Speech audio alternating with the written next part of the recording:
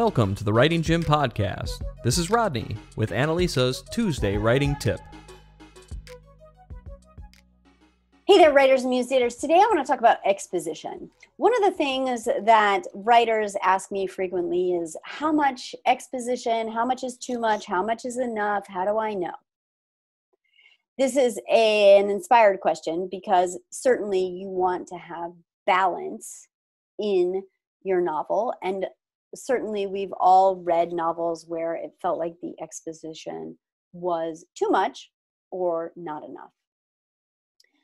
I would argue that even though this feels frustrating and you may feel like you're lost in the murky weeds as you meander through chapter 1, 2, 3, your initial chapters, not knowing how much exposition is enough, that this isn't actually a question about exposition. This is a question about drafting. In your first draft, don't worry about it.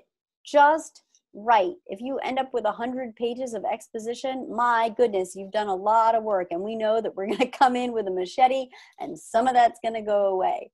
We don't need to worry about what paragraphs need to be cut today. We don't need to worry about which sections or scenes or even characters need to be chopped out of that exposition. When you're in draft 1, and this is especially if you lean toward the pantser end of the spectrum, just keep writing. Now, if you're a plotter and you truly are a plotter, then revisit that outline and use that as your roadmap and your guide to get back on track. But as I said, this question about exposition is a drafting question. In draft 1, even in draft 2 and 3, let's not worry about that balance. Let's get the story out and know what the major milestones are along the way. And then when we revise, and we are most certainly going to revise before it's going to be seen by an agent or a publisher, then let's start to ask exposition questions. And my promise to you is this. You may not have 100% clarity when you come back to that exposition, having been all the way to the end, but you're going to have at least 85% clarity on what needs to be included and what you needed to know when you were moving through drafting that no longer needs to be something that the reader needs to know.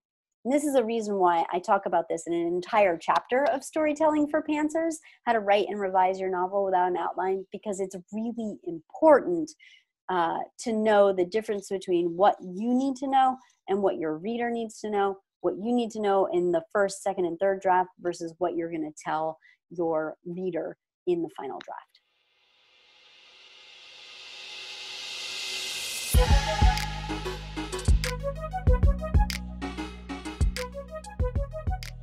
Thanks for tuning in to the Writing Gym Podcast. Full-length episodes are released every Thursday. If you like what you've heard and are interested to see if you're the right fit for the Writing Gym, here's what to do next. Head to www.datewiththemuse.com/publish now and book an appointment to speak with our team. I'm Rodney Wright, one of the gym rats over at the Writing Gym, and until next time, happy writing.